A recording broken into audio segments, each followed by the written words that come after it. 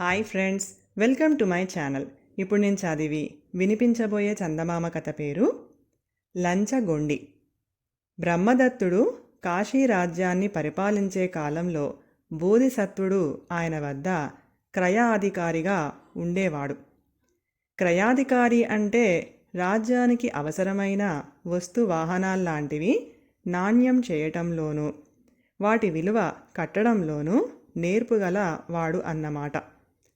బోధిసత్వుడు కాశీరాజ్యానికి కావలసిన ఏనుగులను, గుర్రాలను, వెండి బంగారాలను పరీక్ష చేసి విలువ కట్టి తన అంచనా ప్రకారం ఆ జంతువులను, వస్తువులను తెచ్చిన యజమానులకు డబ్బు చెల్లిస్తూ ఉండేవాడు.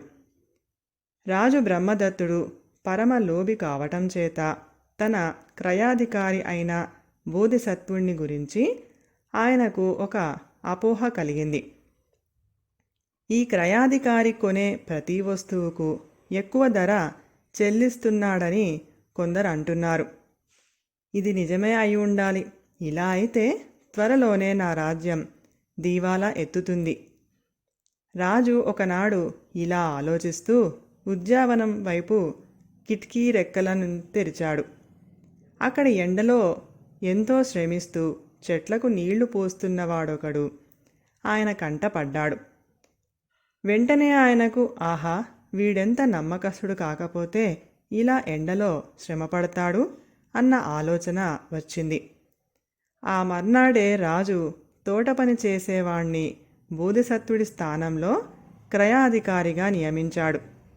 ఈ కొత్తవాడు తన బుద్ధి కుశలత వల్ల వస్తువులు క్రయం చేయటంలో యుక్తి చేసి తనకు లాభసాటిగా వ్యవహరిస్తాడని రాజు ఆశ.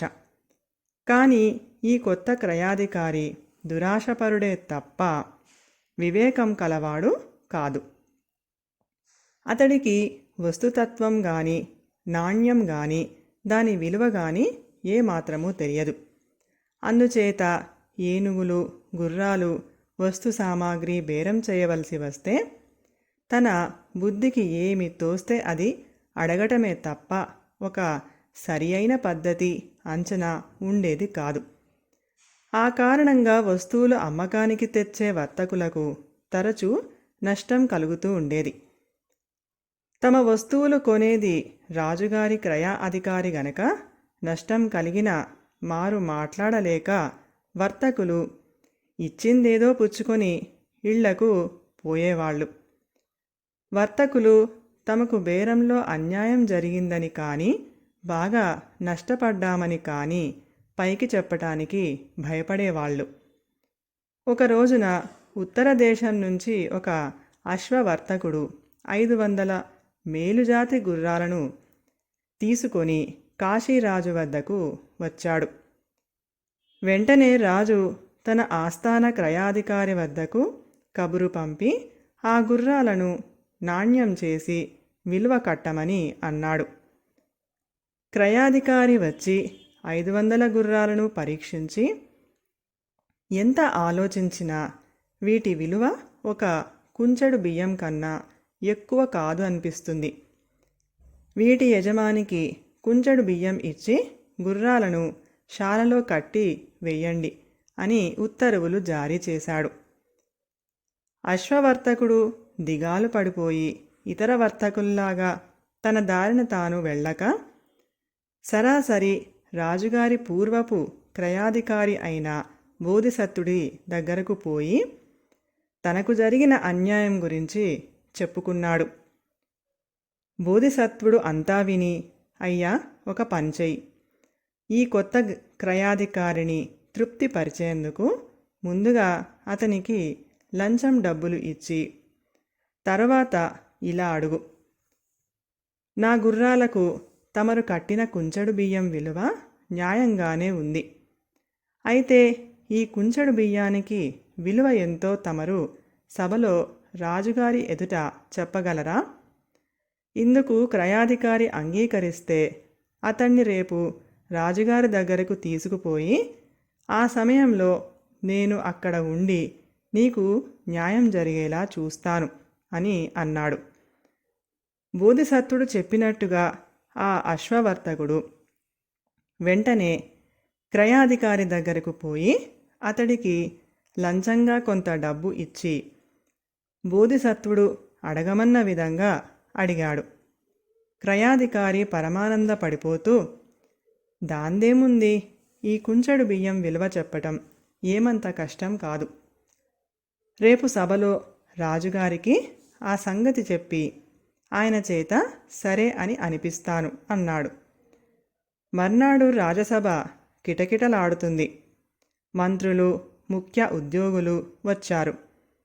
రాజుగారి అనుమతి పొంది బోధిసత్వుడు కూడా వచ్చాడు. నష్టపోయిన అశ్వవర్తకుడు రాజుతో, ప్రభు, తమ కొత్త క్రయాధికారి నా 500 గుర్రాలకు కుంచెడు బియ్యం విలువ కట్టడం బాగానే ఉంది. ఇందులో నాకొక చిన్న సందేహం కలుగుతుంది. ఆ కుంచెడు బియ్యానికి విలువ ఎంత అన్నాడు. ఆ క్షణం వరకు రాజుకు జరిగినదేమిటో తెలియదు. ఆ కారణంగా ఆయన ఆశ్చర్యపోతూ, కొత్త క్రయాధికారిని 500 గుర్రాల విలువ ఎంత కట్టావు అని అడిగాడు. కుంచెడు బియ్యం ప్రభు అన్నాడు విక్రయ అధికారి తొణకకుండా. అలాగా, బాగానే ఉంది. 500 గుర్రాల విలువ కుంచెడు బియ్యం అయితే ఆ కుంచెడు బియ్యం విలువ ఎంత అన్నాడు రాజు. ఆస్థాన క్రయాధికారి తడుముకోకుండా, కుంచెడు బియ్యం విలువ మరెంతో కాదు ప్రభు, కాశీరాజ్యము ఇరుగు పొరుగు సామంత రాజ్యాలు కలిపితే ఎంత విలువ ఉంటుందో అంత అన్నాడు. ఎంతో విడ్డూరమైన ఈ జవాబు విని మంత్రులు, సభలోని రాజ ఉద్యోగులు, పుర ప్రముఖులు అవహేళన చేస్తూ చప్పట్లు కొట్టారు. కొందరు రాజసభలో ఉన్న సంగతే మరిచి పొట్టలు చెక్కలయ్యేలా నవ్వటం ప్రారంభించారు.